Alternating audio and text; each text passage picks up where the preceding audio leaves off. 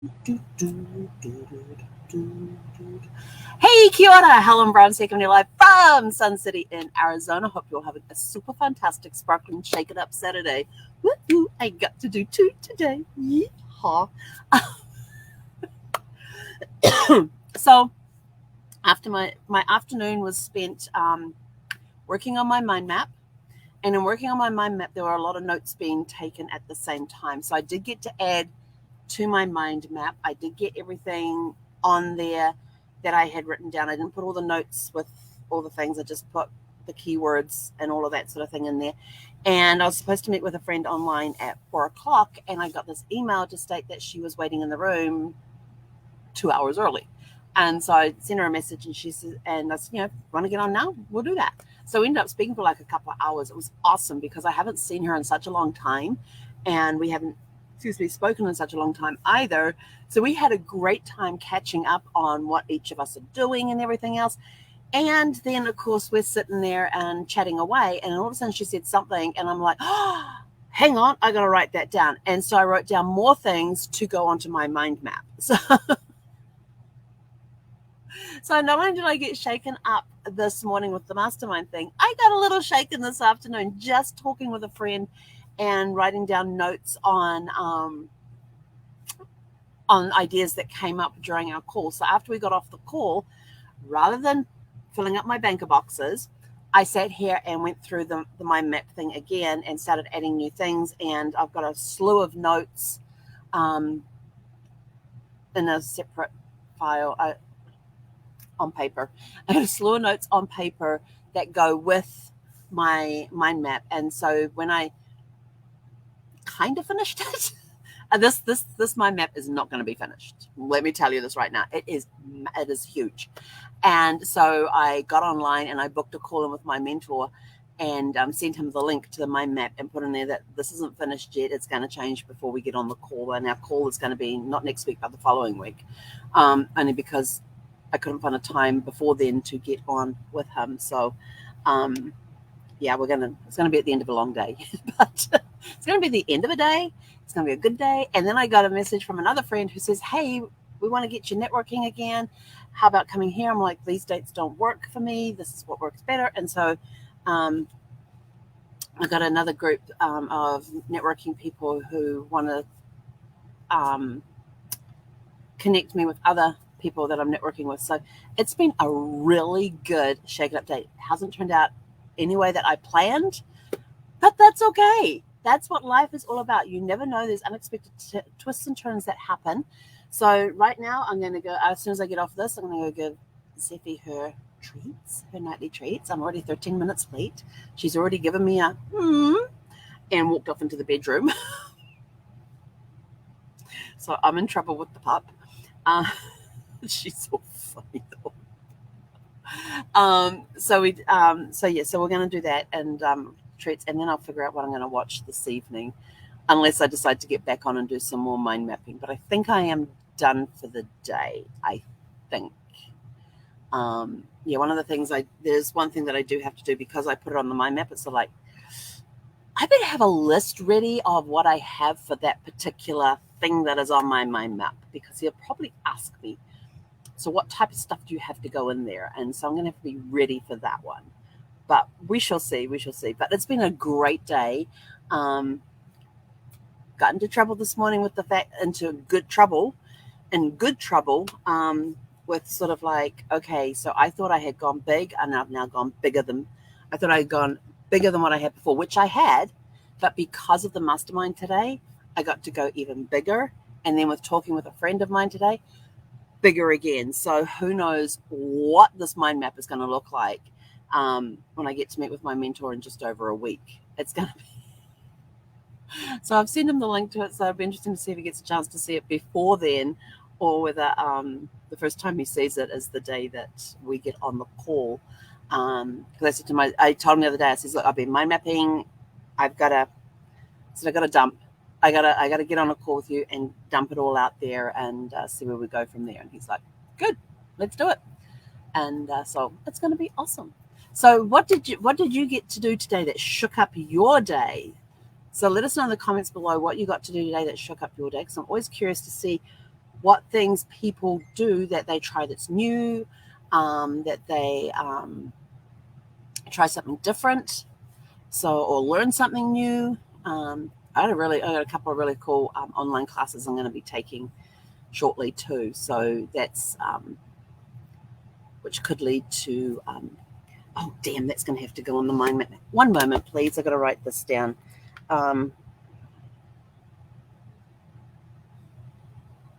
Spell. Okay, so there's another thing going on my mind map as soon as we get off. See how this happens? You open yourself.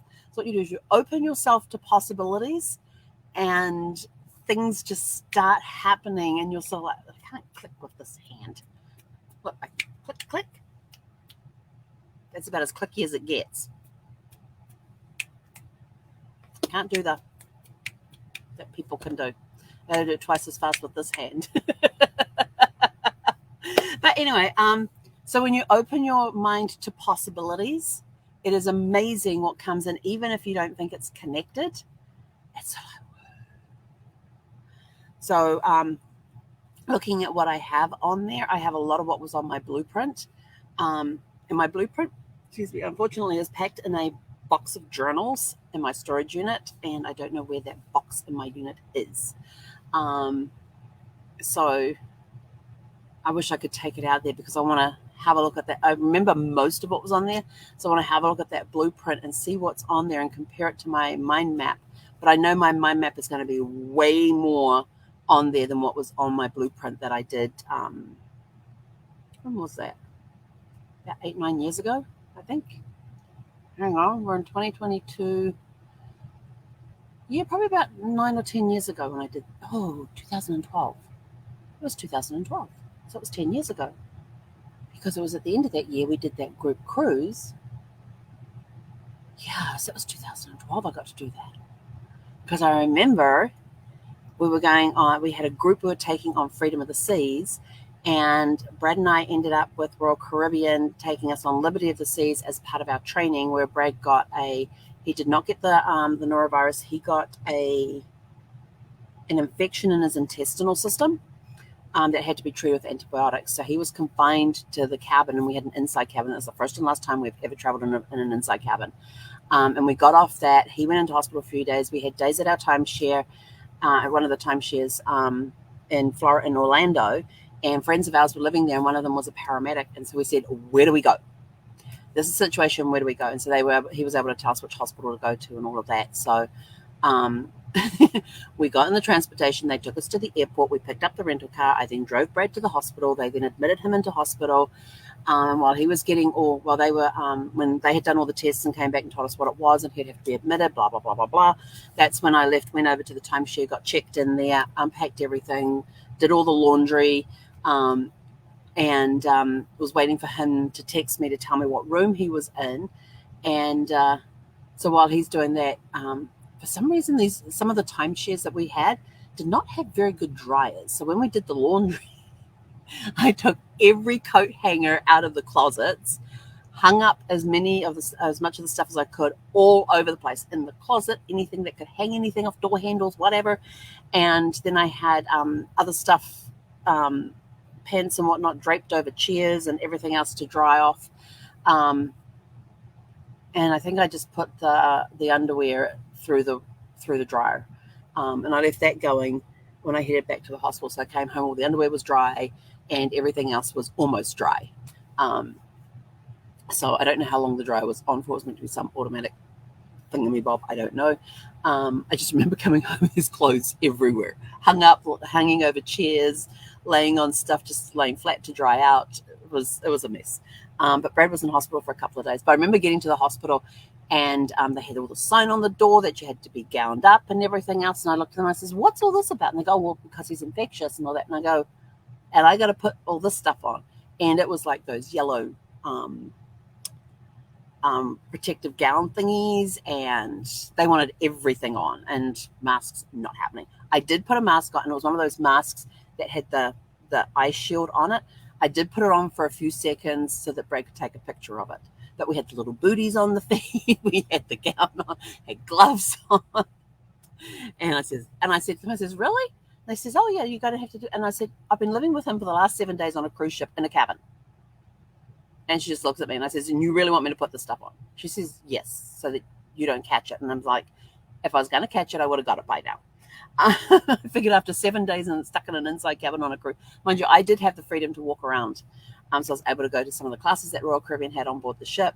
I did, and then Brad was starting to feel better. And for whatever reason, what is it with men who decide that we are feeling good again? Let's go try this. And we're walking, and he'd been given, he was feeling great. They took his temperature and everything. His temperature was down. They said he could start eating small pieces and told us the types of food he could eat. So of course we get back up to, and this guy's supposed to be contagious, yet he's able to walk across the ship down to the medical center. This cracks me up. With no problems at all. And so we're coming back up and we're walking past the swimming pool area. We're on the Lido level where all the swimming pools are and all of that, and the self-serve soft ice cream. And he decides that he wants ice cream. And I'm like, I don't think you should have ice cream. He's going, oh, it'll be fine. I said, it's not on the list of foods that you're allowed. And he goes, no. He says, I'm feeling really good. I'm going to have ice cream. And I'm sort of like, don't make it a big one. So he gets the cone and he does the swirly thing and comes out with a thing like this tall above the cone. And I'm like looking at him going, you're going to regret this. And so he's like munching along because we had to walk across there before we had to go back down the other side to get to our cabin. And he's eating all of that. An hour later, he regretted having the ice cream and not listening to his wife. And we were supposed to be doing a dinner in the steakhouse that evening with our Royal Caribbean group. And I had to call the guy at the last minute and say, look, I'm not going to make it. He's taken a turn for the worse. He was feeling fine. We ate ice cream against my better judgment. And now And the guy's sort of like, yeah, that's okay.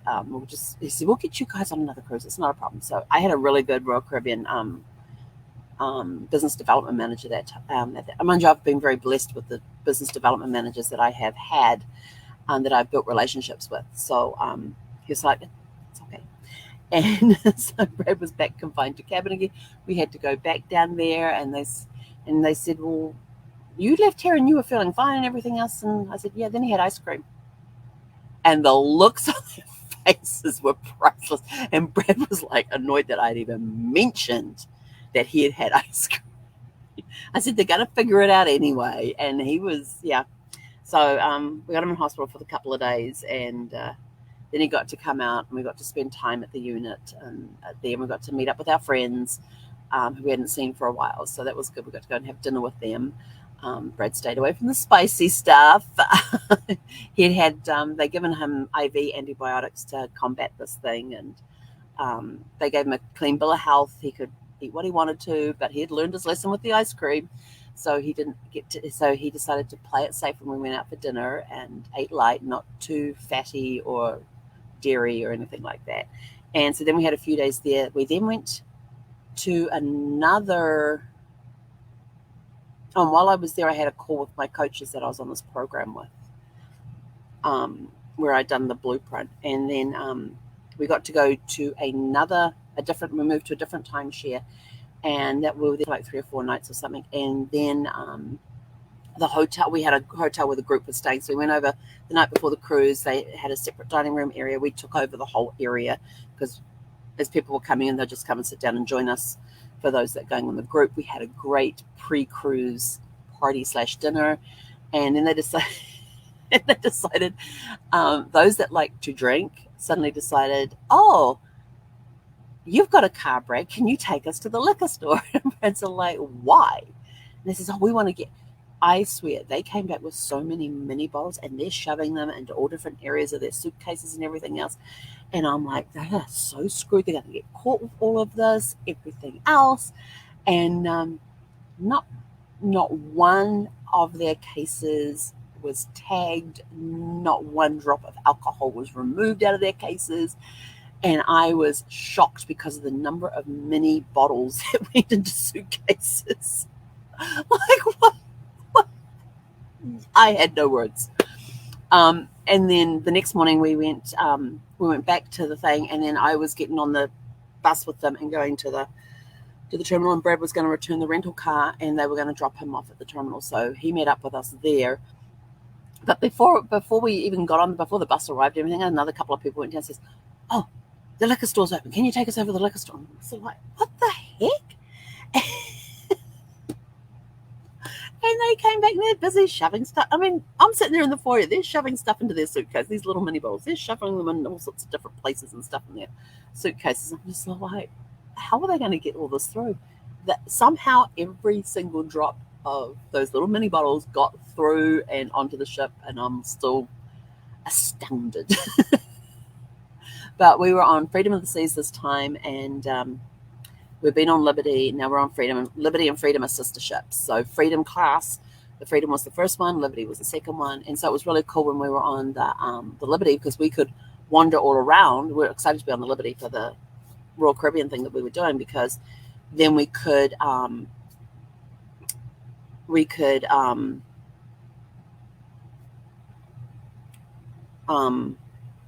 forgot what I was going to say, because we could check out the ship, and we knew the layout was going to be exactly the same on the Freedom, because I hadn't been on a Freedom class ship before. I'd just seen the plans, the printed plans, not the actual physical thing.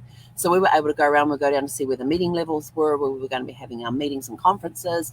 We were able to go see where all the restaurants were. So my job on that thing was to not only study the plan of the ship, but also to take notes for what would be needed, for things that we would need to know were where, for what was coming up on the cruise and all of that. So that was a really good trip.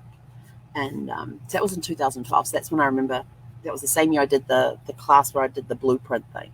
And these blueprints were huge. But I got it folded down to the size of my notebook, which was kind of cool. But anyway, so I don't even know how I got on that one. So anyway, I'm out of here for now. So we'll be back tomorrow with Serenity Sunday. Tomorrow is all about relaxation and just going, For me, it's going to be a little bit of work unless I get all the stuff into Banker's boxes this evening, because I'm organizing them as I put them into the boxes. So I'm going to have my genealogy boxes, my course boxes, my notebooks and journal boxes. And I'm not going to be able to go over to the storage place tomorrow because it's closed. Well, I think you can still access your lockers. Excuse me. But it's on a weekend, and I'd rather stay away from the weekend and do it first thing Monday morning. So Monday morning, as soon as my call is over, I will be hopping into the car and driving over to the storage unit to get everything put in there. And I know there's going to be stuff I'm going to need during the coming week, but I just want it out of the RV for now because I've got a guest coming in. I need to have the couch free, and there's stuff on the couch. I got stuff everywhere, but it's going to make it so much easier with these boxes because then I can have some sort of organization with these boxes, which is going to be awesome. Anyway, I'm out of here. So go have a super fantastic sparkling evening. I'm going to go give my puppy her treats for the evening, so that'll make her nice and happy. And we'll catch you guys back here tomorrow for Serenity Sunday. Hey, Gonara.